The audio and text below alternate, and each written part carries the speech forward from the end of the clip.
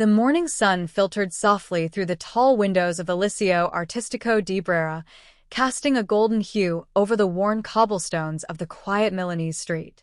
Luca Moretti, a shy 17-year-old with messy dark hair and an old leather satchel, walked nervously toward the school gates. This was his first week at one of the most prestigious art schools in Milan. Born and raised in the outskirts of the city in a working-class neighborhood near Lamrate, Luca had always stood out, not for his clothes or confidence, but for the way he saw the world.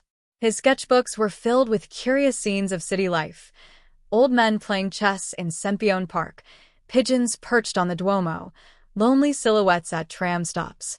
But here, surrounded by students who wore designer trainers and carried iPhones with cracked screens that cost more than his rent, he felt invisible. That morning, Luca spotted a group of students gathered near the fountain in the courtyard. Their laughter rang out like a secret club he hadn't been invited to join. Among them was Matteo Ricci, effortlessly charming and confident, wearing an oversized hoodie with a Milan fashion label stitched across the chest. Matteo wasn't just popular, he was magnetic. People followed him the way ivy clings to ancient walls. As Luca passed by, trying to go unnoticed, Matteo caught his eye. "You're the new guy, yeah?" he said with a smirk. "Moretti, right? You from Lamrate?" Luca nodded. Yeah. "Just started this week." Matteo exchanged a glance with his friends, then laughed. "You draw, right? Better be good. Around here, everyone's either a genius or a poser." The words hit like a challenge. Luca didn't know what to say. He wanted to disappear. But then Matteo grinned and clapped him on the shoulder. "Relax. You'll be fine. Just stick with us. We'll show you how things work in Brera." It sounded like an invitation, but it felt like a test. That evening, Luca sat on the tram, his sketchbook unopened in his lap. The city lights blurred past the windows, mirroring the confusion in his mind. Was this what it meant to fit in? Would he have to become someone else? Someone cooler, louder, bolder? As the tram rolled past Porta Venezia, he glanced at his reflection in the glass, unsure if the boy staring back would still be him a month from now. He didn't realize it yet, but the subtle pull of peer pressure had already begun. Luca's second week at Brera was colder, not because of the autumn breeze, but because of the growing silence in his mind. The more he tried to fit in with Matteo and his circle, the more distant his real self felt. During lunch breaks, he sat near them, laughing at jokes he didn't understand and nodding at references he'd never heard. They talked about art galleries, underground clubs in Navigli, and designers whose names Luca couldn't even pronounce. "You should come out with us tonight," Matteo said one afternoon, balancing a sketchpad on his knee. "We're going to this opening near Porta Genova. Real artists, Real Milan. You'll love it." Luca hesitated. His parents had warned him about the scene in Navigli, how wild it could get on Friday nights. But as Matteo's eyes locked with his, Luca felt the unspoken rule: say yes or stay out. That evening, he told his parents he had to stay late for a group project. He swapped his faded coat for a borrowed leather jacket that didn't quite fit. The gallery was crowded, loud, and smelled of perfume and paint. Young artists in sunglasses indoors sipped cheap wine and spoke in fragments of 3 languages. Matteo moved through the room like he belonged to it. Luca stayed close, trying to disappear into the crowd. When someone offered him a drink, he took it. When they passed around something stronger, he didn't say no. It wasn't curiosity. It was survival. Back home past midnight, he crept into his room and opened his sketchbook. The page stayed blank. His hands trembled. He wasn't sure what disturbed him more, the fear of becoming someone else, or the ease with which he already had. By the 3rd week, Luca was no longer the quiet boy from Lamrate. At least, not on the outside. He'd begun to echo the language of his new friends, dropping names of obscure artists he barely knew, nodding along to opinions he hadn't formed himself. He wore borrowed confidence like a coat 2 sizes too big, noticeable, awkward, but better than looking like he didn't belong. One afternoon, during figure drawing class, Professor Bellini paused behind Luca's easel. She was an older woman with sharp eyes and an even sharper memory. "This isn't yours," she said, tapping his page lightly. "It's well done, But it's Matteo's line work. I've seen it. Luca froze. He'd traced one of Matteo's older sketches the night before, desperate to keep up with the others. His voice caught in his throat. It was just practice, he muttered. Bellini didn't scold him. She simply walked away, disappointment hanging in the air heavier than punishment. Later that day, Matteo confronted him behind the sculpture hall. You copied my work? Luca nodded, eyes on the floor. I didn't think I could keep up. Matteo laughed, a cold, thin sound. You're not supposed to. You're supposed to fake it until you can. That night, the rain tapped against his window like questions he couldn't answer. In the glow of his desk lamp, Luca opened his sketchbook again, but instead of drawing, he began to write. Not about art, about how he felt. Lonely, pressured, distant from the boy he used to be. He didn't show it to anyone, but it was the first thing that felt like his in weeks. It was early November when Luca received a message from Sofia, a quiet girl from his painting elective. They had barely spoken, but she had seen his sketches, his real ones, drawn before he changed. Hey, there's an independent portfolio review next week, she wrote. A few Brera students are submitting. You should too. He almost dismissed it. Those events weren't for people like him. But something about her tone, genuine, not performative, made him hesitate. For the first time in weeks, he returned to his old sketchbook. The pages were messy, raw, honest. They weren't fashionable. They were him. He began to sketch again. Street musicians near the Galleria, tired bakers in Porta Romana, rain on cobblestones. These weren't scenes his friends would call impressive.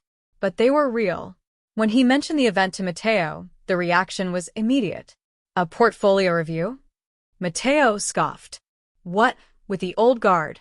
That's not where real artists make it.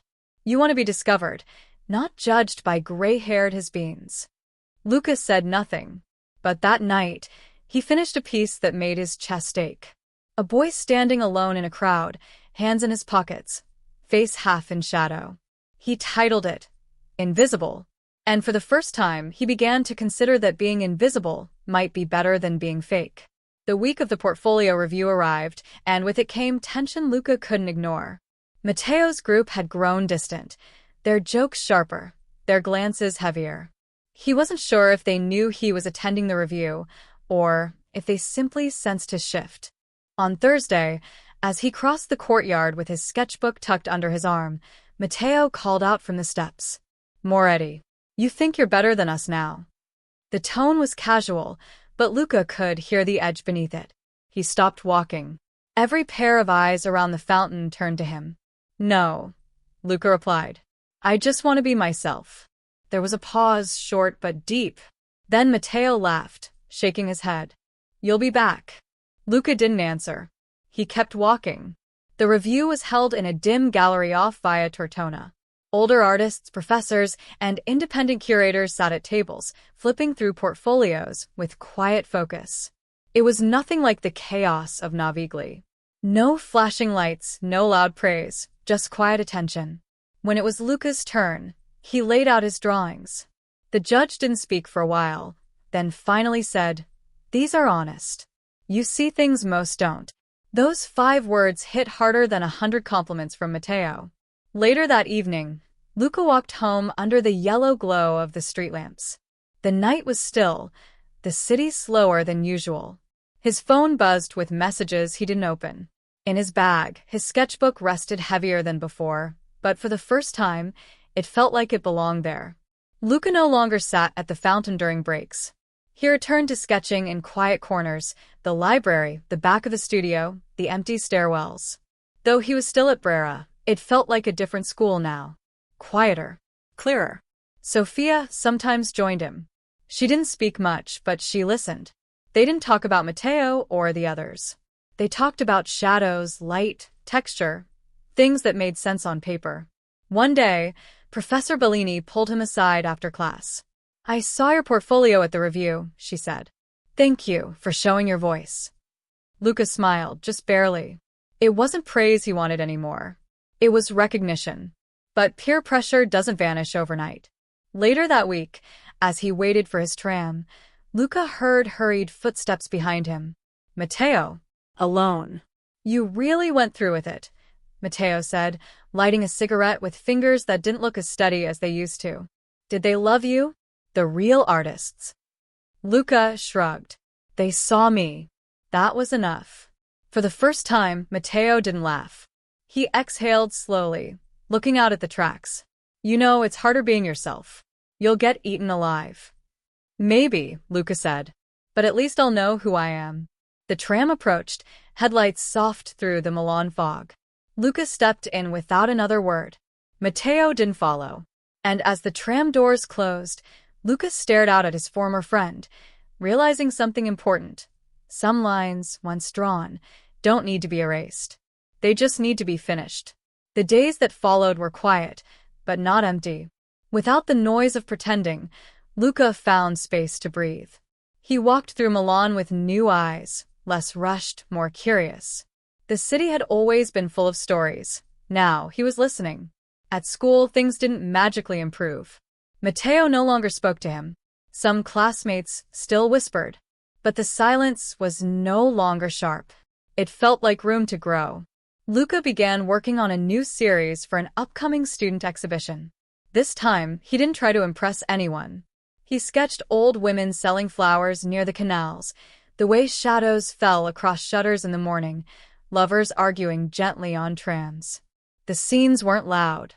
They were subtle, ordinary, and alive. Sophia helped him mount the pieces. They didn't need many words. The work spoke for itself. When the exhibition opened, the room wasn't crowded. But those who came lingered in front of Luca's section. A professor from another department stood quietly before one drawing, a boy with his back turned, standing in the corner of a crowded piazza. This one's brave, he said. Luca simply nodded. He didn't need to explain it. That night, back in his room, Luca pulled out an old page from weeks ago, the one he'd titled Invisible. He turned it over, and on the blank side, began sketching something new. The lines were no longer hiding.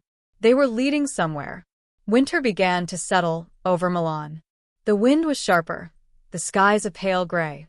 But for Luca, something had warmed. There was a steadiness now in how he walked through the halls of Brera. Not pride, not defiance, just peace. He still passed Matteo sometimes. Their eyes might meet, but there were no words. The weight of that silence had changed. It no longer asked for anything. It simply existed. Sophia and Luca spent more afternoons together, sketching in silence at cafes near Corso Magenta or browsing secondhand books in back alleys. They didn't speak of belonging or pressure or fear. They didn't need to. One afternoon, Luca received an email from a local arts publication. One of the curators from the portfolio review had submitted a short piece about his exhibition sketches. The article described his work as subtle yet stirring, like a whisper you lean in to hear. He didn't tell many people. He just forwarded it to his parents, adding only, "Thought you might like this." Later that evening, his father called. "We always knew you had something different. You just had to see it too."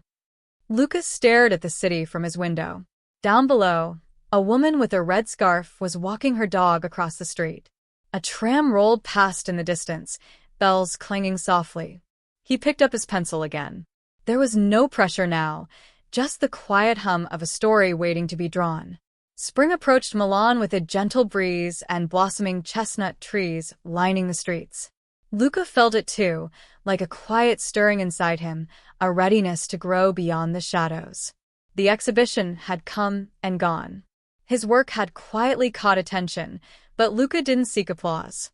Instead, he started planning a small show at a local cafe, a place where the art wasn't meant to impress but to connect. One afternoon, while setting up the space, Matteo appeared unexpectedly. The tension between them was thick, but neither spoke at first. "I saw your drawings," Matteo finally said, voice softer than before. "You're not the kid I thought you were." Luca looked up, surprised but steady. "I'm not pretending anymore." Matteo nodded slowly. "Maybe you were right. Maybe it's harder, but worth it." They didn't shake hands or promise friendship. But for the first time, Luca felt the weight of peer pressure lift, not because others had accepted him, but because he had accepted himself. That evening, as the city lights flickered on, Luca stood by the cafe window watching people pass by. His sketchbook lay open beside him, waiting for the next story. And he was ready. The months that followed were filled with quiet moments and bold steps. Luca's art began to reflect not just what he saw, but who he was becoming. He no longer chased approval but connection. One evening, standing beneath the Duomo's shadow, he met Sofia and a small group of fellow students. They talked about dreams, doubts, and the strange power of peer pressure, not as a chain, but as a challenge. Luca shared his journey, how the pressure to fit in almost erased his voice, and how choosing himself was the hardest and bravest thing he'd done. As the city lights shimmered around them, Luca felt something shift deep inside. He wasn't the same boy who had once sat quietly by the fountain, afraid to stand out. He was an artist, imperfect and honest, ready to keep drawing the lines of his own story, no matter where they led. And that story was far from over.